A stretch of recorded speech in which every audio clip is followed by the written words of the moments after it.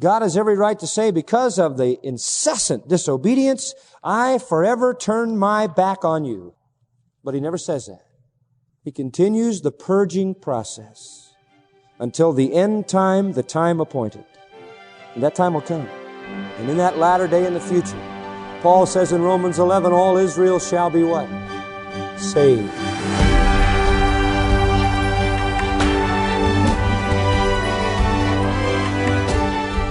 You know him by several names in the Bible. He's called the Lawless One, the Son of Perdition, and simply the Beast.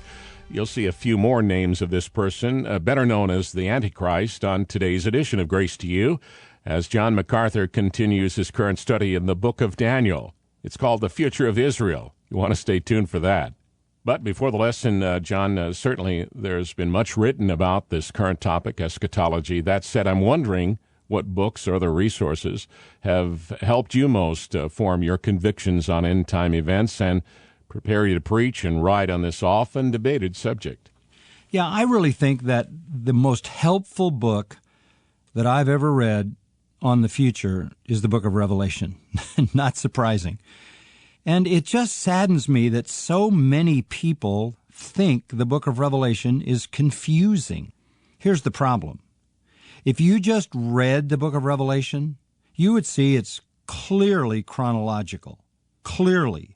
It starts out with a vision of Christ. Christ is moving among the candlesticks, the lampstands, which are His churches, it says that. So you see Christ moving in His church in this age. Then all of a sudden the scene shifts to heaven, and the war machine begins to work its power, and pretty soon it begins to be unleashed on earth, and you have a terrible time of tribulation that lasts for 7 years, and it's explicitly given in times. And when that's over, all the judgments follow, and then Christ comes back and establishes His kingdom for 1,000 years, at the end of which you have the great white throne judgment, and then the new heaven and the new earth. That is what the book of Revelation says. Now, if you say, well, I don't know if I believe in the tribulation. I don't know if I believe in the kingdom of Christ on earth. Okay, now you don't believe what Revelation says, right? You're not going to get that from reading Revelation any more than you're going to get evolution from reading Genesis 1 and 2. If you read Genesis 1 and 2, there's no evolution there. God creates everything in 6 days, cut and dried. The book of Revelation is like the book of Genesis. There's no reason to get the beginning wrong, and there's no reason to get the ending wrong either. Now, if you just have a good commentary on the book of Revelation as you go, you will be profoundly enriched. I mean, it can be the most exciting book you've ever studied. I would encourage you, get a copy of a book we have available called Because the Time is Near. That'll take you verse by verse through Revelation as you read it and explain everything to you. To order a copy of Because the Time is Near, visit our website, gty.org. And later I'll give you other contact information to help you. But right now, stay with us as John continues looking at prophecy and the study called The Future of Israel. Here's John MacArthur. Daniel chapter 11, verses 36 to 45. Daniel has been focusing on the fact that God has planned to chasten His people Israel. That because of their sinfulness, they were taken into Babylonian captivity. That was not the end of their chastening. That was the beginning. They were chastened for 70 years. Daniel kind of thought it would be over at the end of 70 years. God said, no, that's only the beginning. And God sent this angel in chapter 10, 11, and 12 to unfold to Daniel that the chastening of the children of Israel, the people of God, would go on and on and on until the end time, the time of Antichrist. So serious was their sinfulness. So obstinate are their continued rejections that their chastening goes on and on and on and on. Gentile oppression of Israel will last until the kingdom of Messiah. The angel says to Daniel, Daniel, millennia will go by, and the land will be overrun. It will be oppressed. It will be devastated. It will be plundered. And that is exactly the case. In fact, I remember the first time that I went to the land of Israel, I remarked at how barren it was, even on the hillsides. And I was instructed rather rapidly that that was not natural to the place. The place naturally, one guide told us, should look like a mountainous area in the western United States in the Rockies or in the lower mountains of the Sierra Nevadas, just literally covered with trees of a pine nature. But they had been so denuded because the city would always be denuded in its rebuilding. And every time it was wiped out, they'd strip its land barren of the trees to rebuild it again. And it has been overrun and oppressed and plundered throughout the centuries. Now, as we have been looking at the unfolding of this prophecy, we've been hearing that message from the angel. Now, you remember that in the first 35 verses of chapter 11, which, by the way, we will not go over again. You can be sure. That was a long one. But the first 35 verses detail for us the oppression of the people of God and the land of Israel under the Persian and Greek eras. And we saw last time how absolutely accurate that prophecy was. The flow of that period, you'll remember, was marked by a series of key monarchs, a series of key kings who oppressed the land and the people. Now, as we approach verse 36, we leap across centuries to the final king, Antichrist. And we meet him in verses 36 to 45. We've seen the Persian era, the Greek era, and now we see the final form of the Roman era. The final chapter of the chastening of the people of Israel. And this amazing figure will be all the evil power of Ahasuerus, Alexander, Antiochus the Great, Antiochus Epiphanes combined, and more. He is the counterfeit Christ who makes a treaty or a covenant or a league or a pact with Israel. He promises to protect. He aligns Israel with the West. And then in the middle of the 7-year tribulation, he breaks that pact. He desecrates their temple. He desecrates their religion. He blasphemes their God and precipitates the Holocaust of Armageddon, which is ended in the return of Jesus Christ. Now, beginning in verse 36, there's a sharp break. It is introduced to us at the end of verse 35. Even to the time of the end. That's the key phrase. This is going to go on to the time of the end. Up to this point, the prophecy has dealt with history past. Now we come to a different scene. History future. The time of the end.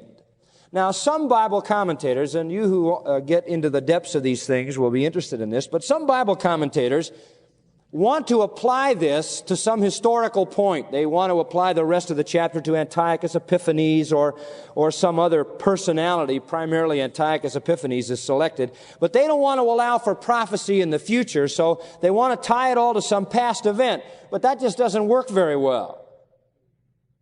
Let me suggest several reasons.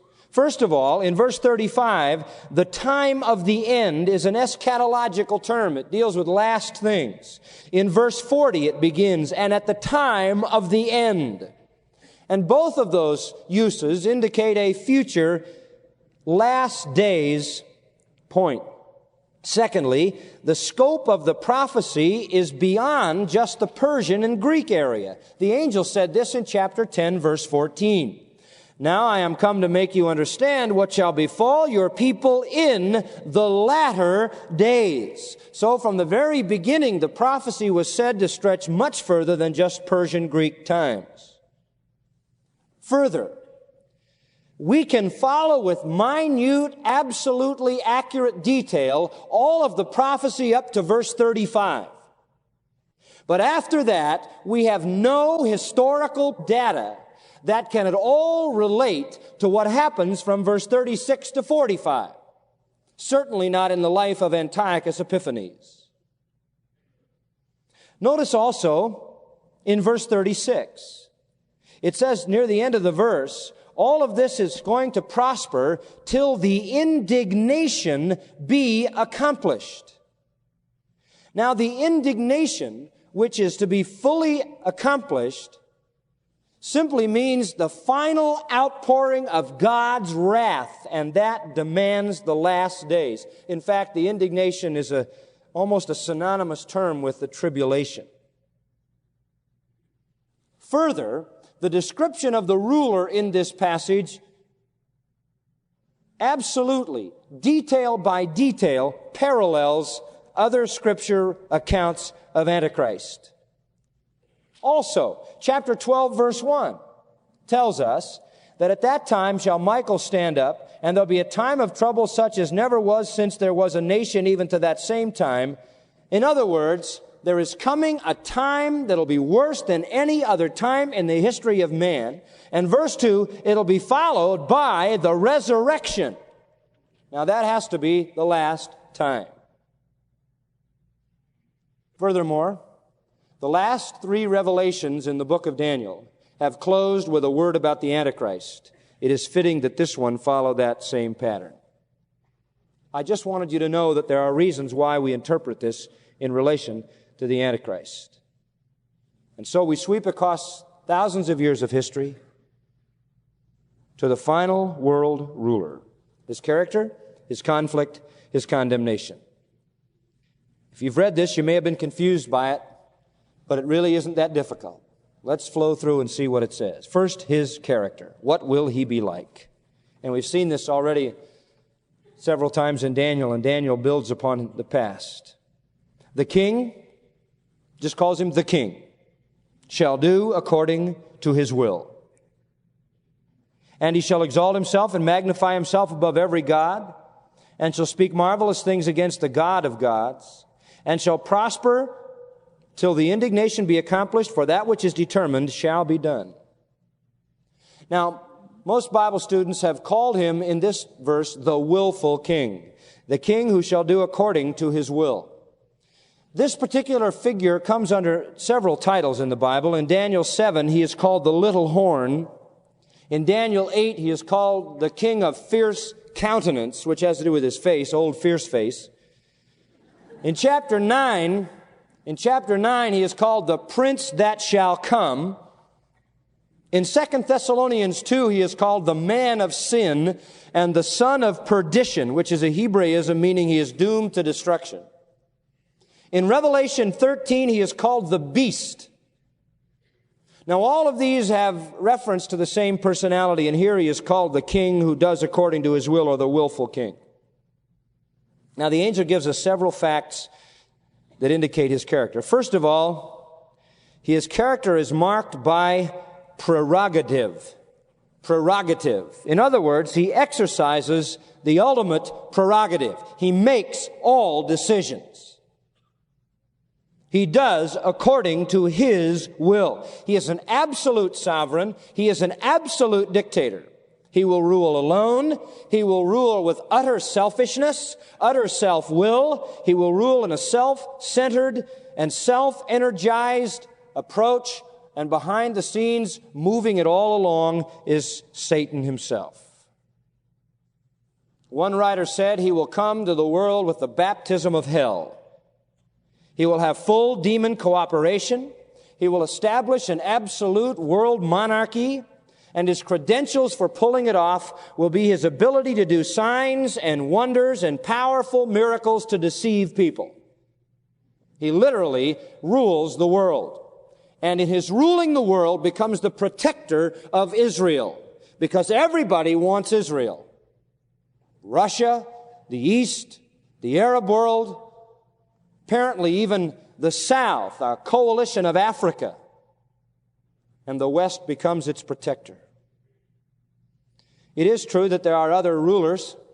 Revelation 17 says there are 10 kings, but they are puppet kings under this one. Revelation 13 says he has a cohort called the false prophet, but the false prophet just simply does his bidding. You say to yourself, well, what about the kings of the south that attack him? What about the king of the north that attacks him? What about the king of the east that attacks him? Oh, yes, there will be a fomenting revolution against his sovereignty, but that's only after his sovereignty is established. So he has prerogative. He makes all the decisions. He rules the world. Every man on the globe in order to function in human society, according to Revelation 13, will have to take his mark, the mark of the beast. Secondly, he's characterized not only by prerogative, but by pride. He shall exalt himself and magnify himself above every god. Now, Antiochus Epiphanes was proud. He was an egomaniac. But he never magnified himself above every god. In fact, he very religiously worshiped the gods of the Greeks, and he even tried to force the Jews to do the same. But the Antichrist will be absolutely atheistic, irreligious, setting himself above every god. Paul makes this same point in 2 Thessalonians 2. He says, he will oppose and exalt himself above all that is called God or that is worshipped, so that he as God sits in the temple of God, showing himself that he is God. Now there are egotists and there are egotists. But the guy who sits in the temple telling himself he's God is the egotist of all egotists. And by the way, you notice it says, he shall exalt himself and magnify himself above every god. Paul says he opposes all gods and all forms of worship. And Paul uses a participle. He is the opposer, or he is the adversary. The very name of Satan is ascribed to him, and that links him with the one behind him. He is the exalter of himself. Again, in 2 Thessalonians, Paul uses a participle. He is the one who exalts himself, and that same verb is used twice in 2 Corinthians 12, where it says exalted above measure. He exalts himself, and he opposes all other form of religion. All that is called God, all that is worship, all deities, all shrines, all images, all altars, everything takes a second place to him. Oh, for a while, the Bible tells us he'll tolerate religion. And then all of a sudden, he'll just consume it all. He devours, doesn't he, the false church in Revelation 17 when the Bible says he consumes the whore, the harlot, the false church. He lets Israel exist in their temple. And then all of a sudden, in the middle of the tribulation, he devastates the place, commits the abomination of desolation all over again, and desecrates the temple and the holy people and starts to slaughter them. And before he's done, 2 out of every 3 Jews will die. So he gets to the place where he then sets himself up as the God of gods, right in the temple, and speaks great things. And that leads us to the third thing. He's not only proud, he is profane. It says, he shall speak astonishing things against the God of gods. He is a blasphemer without equal. And in Revelation chapter 13, we find the same thing. He will blaspheme in ways that are without precedent. I'm thinking of a couple of verses there. I think it's verse 5 and 6. There was given unto him a mouth speaking great things and blasphemies. And he opened his mouth to blaspheme against God, to blaspheme his name and his tabernacle and them that dwell in heaven. He is the very mouth of hell. He opens his mouth and hell talks. He is profane. He even tries to change God's moral laws, Daniel 7:25 says. He even tries to change the standards that God has set. And by the way, when it says he shall speak marvelous or astonishing things, that is a very interesting Hebrew participle that means he will speak things that are unbelievable. In other words, there is a uniqueness. He will be more blasphemous than anyone else. His blasphemy will be unique to himself. He will go so far. He will blaspheme God in a degree of insolence and a degree of self-exaltation beyond what anybody's ever done. Suppose we could ask the question at this point, why does God let him do it? Why does God tolerate it? And the answer is because it is part of the purging process of purifying God's people, Israel. And by the way, God only lets it go for a short time. It says in Revelation 13, only for 42 months can he really carry this off. Only for 3.5 years, just half of the tribulation. And it says it in verse 36 too. He'll do it, but he'll prosper only until the indignation be accomplished. just until the final unfolding of the wrath of God is finished. God puts a time limit. And the reason, again, I say that God allows this and permits such oppression of the Jews is that it is this, people, listen to me, it is this ultimate, incredible blasphemy and oppression of the Antichrist that finally brings Israel to the proper attitude where they will recognize Jesus Christ as their Messiah and turn to Him. And the Bible shows us that nothing short of this will do that. Verse 37. Not only does he exercise prerogative, pride, profanity, but verse 37 tells us he's perverted. He is perverted. And the angel shows us three things which normally men hold dear, which are just normal, natural responses to human behavior. But not him. He is perverted in the very basics of human behavior. First of all, he does not regard the gods, that should be plural, the gods of his fathers. And the reason we know it's plural gods is because the singular is used twice in the next few words. And so in using the plural, he is referring as opposed to one God, to many gods. He doesn't even regard the traditional religion, the traditional worship of his fathers. Now watch this. He has no proper perspective of family. You remember when Paul said in the last days men will not have natural affection? And he uses a Greek term which has to do with family love. In other words, in the last days, the family will break down. The family will fall apart. People will no longer care about their families. They'll have no respect for the parents, no respect for their heritage, no respect for the traditions of their fathers, no respect for the beliefs that have been handed down. That's this kind of man. He has no respect at all, no natural affection, no family love for those who are his ancestors. Men normally have an affinity for and a respect for the gods of their parents, their ancestors. Some sense of respect. Not him. He doesn't have normal family love. Secondly, this is very interesting. Neither does he regard the desire of women. Now, this is a very difficult one to interpret. It could mean that he's a homosexual. That could be very possibly the meaning. He has no normal desire for women. He has no capacity to love a woman. He has no interest in loving a woman. Some people think it means that he has none of the gentleness, none of the graciousness, nor does he appreciate any of it that women bring to society and give to their children. Some other commentators have felt that it means that he doesn't care for the Messiah, that the desire of woman is kind of a title that the Jewish mothers used to speak of Messiah. In other words, the ultimate desire of a Jewish woman would be to give birth to the Messiah. But I really believe that interpretation is foreign to the context here.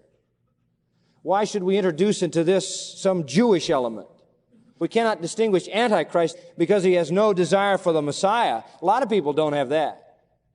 I think what it's saying is he has no capacity for normal affection for a family. He has no capacity for normal affection for a wife, a mother, a sister. He's perverted. And thirdly, he doesn't regard any God. You don't have to travel very far around this world to find out that most people believe in God, some kind of God. You just watch them when they get into trouble and see if they don't. All across the globe, men invent religion. Everywhere. Because they believe in the supernatural. This man does not. He is utterly irreligious. That's a perversion of normal human response. He has no family love. He has no love for women. He has no love for God of any kind. He is perverted. So he's characterized by prerogative, pride, profanity, and perversion. Fifth, by power. He will have power. He will magnify himself above everything. The end of verse 37. How can he do this? How can he pull it off? Verse 38.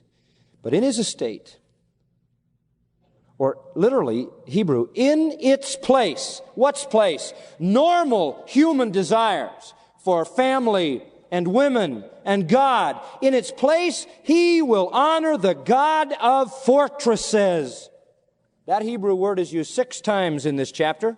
Verse 1, verse 7, verse 10, verse 19, verse 31, and verse 39. And every time it means a strong place, a fort, a strong place. And it has to do with military power. Now, let me tell you something. The world is ready for that kind of leader. The world is ready for that kind of leader. Wouldn't bother anybody today that a man didn't have a normal relationship to a family. It wouldn't bother anybody today if the man happened to be perverted in his sexual life. I read a textbook that's used in the public school system to teach sex education. They present homosexuality as an alternative. Everybody's different. We all have different noses, different kind of ears. Everybody likes different kind of flavors of ice cream. Everybody's different. The world's ready for that kind of thing. And God isn't important in our society. We'd take an atheist, someone who didn't believe, especially if he pretended to be religious. We're ready for this.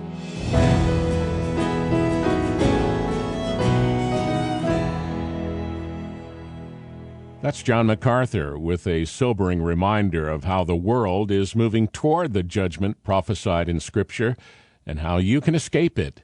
A part of his study here on Grace to You titled The Future of Israel. John is a pastor, author, and president of the Masters University and Seminary.